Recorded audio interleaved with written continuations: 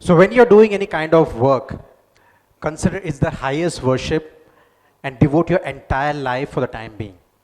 That's the premise of my talk, my dear friends. Thank you very much for being here, listening to me. This is a premise of my talk, a generic talk. So my life or my journey from being an banker to an entrepreneur has been a culmination of a lot of learnings and teachings from my colleagues and my organizations. So I'm going to just share my life journey, right? Just two learnings here, जो शायद से आपको भी help कर सके आपकी journey में. So I am myself Abhilash Sampath. I am the founder of Guru Schools, a training company based in Mumbai. तो मेरा जो सफ़र है, I am just observing lot of people's. हो सकता है मैं आपसे कुछ सीख लूँ और मेरा journey, मेरा कारवा ऐसा ही चलता रहता है. And I am a master copycat. अगर मुझे लगता है कि कोई some learnings I can learn from you, I implement in my life. So एक pertinent question मैं आप सबसे पूछना चाहता हूँ. We all have something in common. So how productive is your 24 hours? अगर आप मुझसे सवाल पूछे, if you ask me, तो I love spending time with my family, my friends, right? And अगर मैं इतना कीमती समय अपने काम के लिए दे रहा हूँ, if I'm giving my entire life to my entire 10 to 12 hours to my work, तो just imagine कि how important is this work for me, and that is worship for me. Right तो आज का टॉपिक मेरा है कि go beyond your JD to achieve excellence. हम सबके पास कोई ना कोई तो जॉब डिस्क्रिप्शन होगा.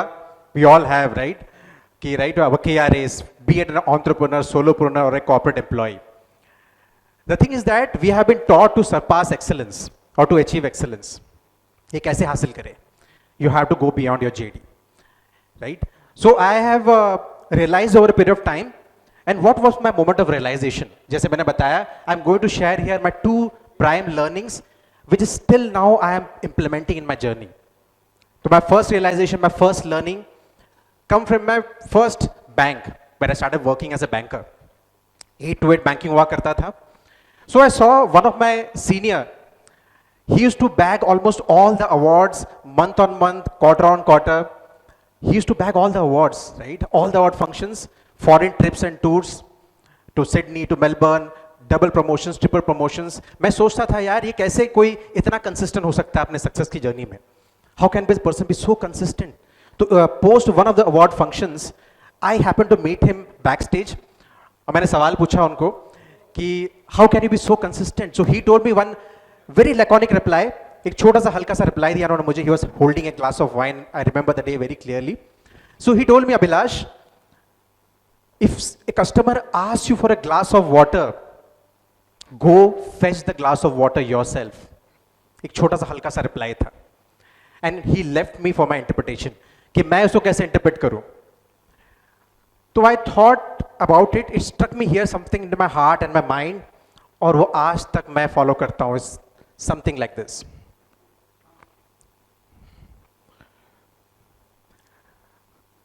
So I believe what is said was, give a wow experience to your client. Customer delight. मैं आज तक वो चीज़, वो आवाज़ मेरे जहन में गूंजती है. So the very next day I went to my branch. I ensured कि मैं ये अप्लाई करूँगा अपनी ज़िंदगी में. Every customer coming to the branch, to my desk, I ensured I will do something out of the way to give him the wow experience. बहुत सारी चीज़ें की है, बहुत सारा एक्सपेरिमेंट किया. Trust me, following all these aspects, I could emulate all the successes. I used to attract all those glories what my senior achieved. सारे award function से मुझे बुलाया गया, MD CEO से फेलिसिट किया गया. I used to be pan India number 1 in the entire you can say banking domain in my region. And obviously the good things followed. The best thing is that I started building good customer relationships in time to come. ये मेरा पहला realization था. And I started attracting success. और ये आज तक मेरे company का और मेरा DNA बन चुका है, my dear friends. My second realization, I will go ahead. In my company, in my next company, there used to be a lot of mundane training programs. बहुत सारे boring, बहुत सारे common training programs on these 3 parameters. आप सबने सुने होंगे. Empathy, speed and quality. ये 3 parameters से बहुत सारे trainings होते थे.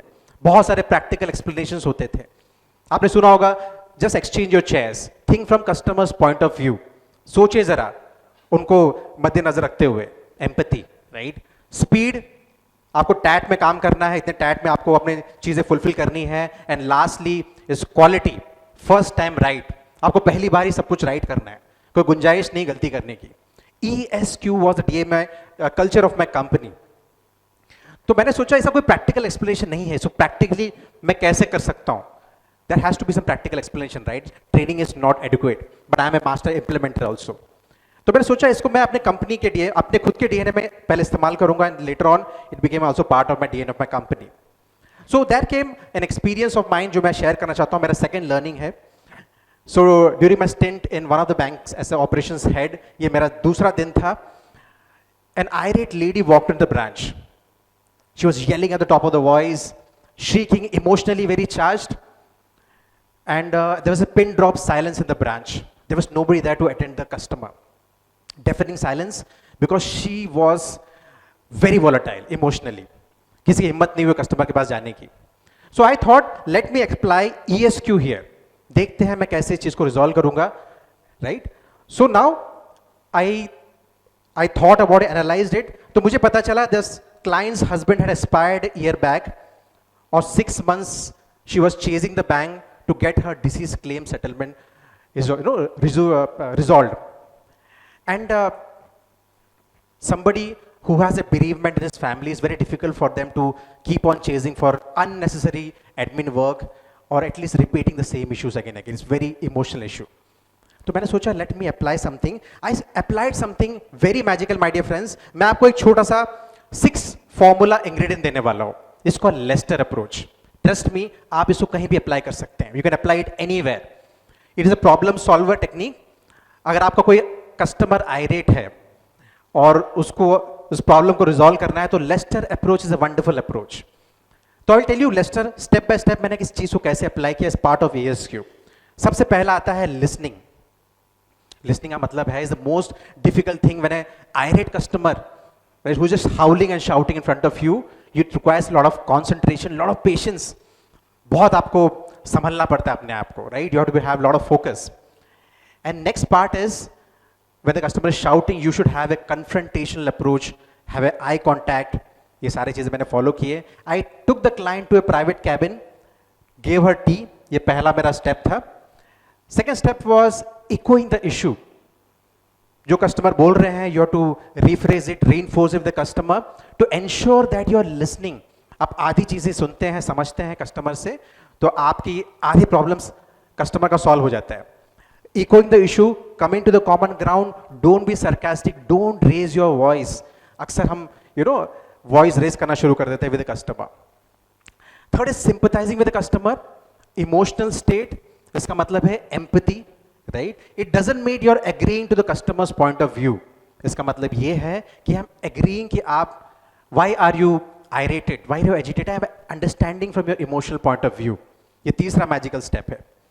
फोर्थ है थैंकिंग फॉर द इनपुट्स. बहुत जरूरी है. Trust me my dear friends, complaints are not a easy thing for us to gel in, but trust me, complaints are the most important feedbacks for the survival of the company. As per statistics, only 2% of your complaints are vocal about your complaints out of 100. And but this 2% जो vocal होते हैं आपके लिए form 98% of your, you can say, feedbacks. ये बहुत जरूरी है आपके लिए, because it will help you to audit your company, your business, and you may know कि what is costing your business. तो taking feedbacks and being thankful for them बहुत जरूरी होता है, राइट? ये मेरा चौथा स्टेप है. पांचवा है इवैल्यूएटिंग ऑप्शंस. आपने देखा होगा बहुत सारे एयरलाइंस जब भी आपके फ्लाइट्स कैंसिल हो जाते हैं, they give you options, right? बहुत सारे ऑप्शंस देते हैं आपको कि मैं आपको I will give you business class. Evaluating options. If you can't come with a win win, तो you have to come with a win win solution. यहाँ पे विनिंग जरूरी नहीं है, कोई बैटल नहीं है आपके लिए. You have to come with a win win approach. And that's how you can keep on evaluating the ground, your options for yourself, come to a common ground and come for a solution, resolution. Ultimately, you have to find a resolution. Win-win, it should be win-win for both of us, right?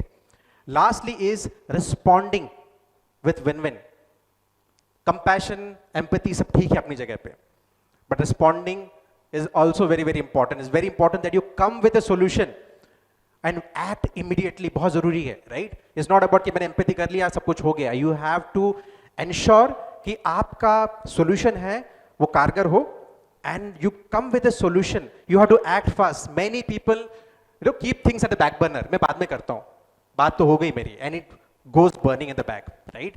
So come with a solution, respond with it, and ensure once the task is fulfilled, you reach out to the customer and follow up and inform him. Closure भी करना जरूरी है. Trust me, ये Lester approach मैंने अनगिनत लोगों के साथ अप्लाई करना शुरू कर दिया है.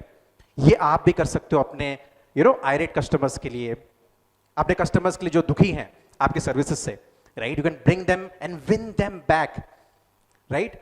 सो माय डियर फ्रेंड्स, मैंने कस्टमर को प्रॉमिस किया, जैसे बैक टू द स्टोरी, कि 7 दिन में आई विल इंश्योर कि मैं आपका सोल्यूशन दूंगा आपको, right?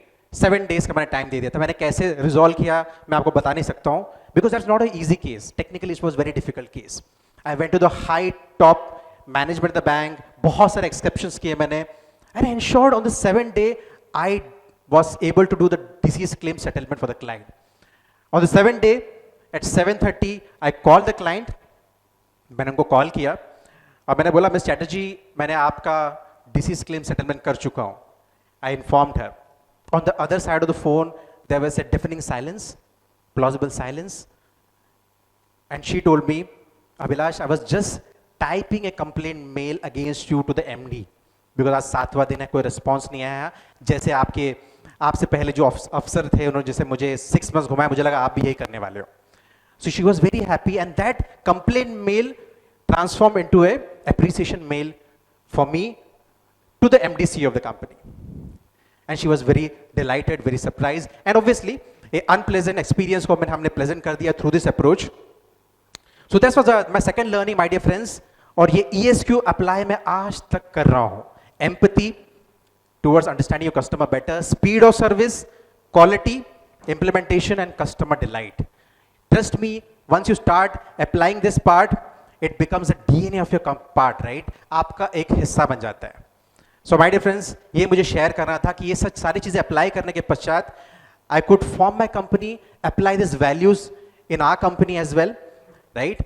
And by closing, I want to state that thank you listening to me, right? And ये points मुझे यहाँ तक लेके आई है जहाँ पे मैं आपको एड्रेस कर रहा हूँ. I got an opportunity to be here. With this, I'll stop the closing note. Limits of the possible can be defined by going beyond the impossible. So thank you very much, friends. I hope मैं कुछ convey कर पाया आपके सामने. Thank you very much.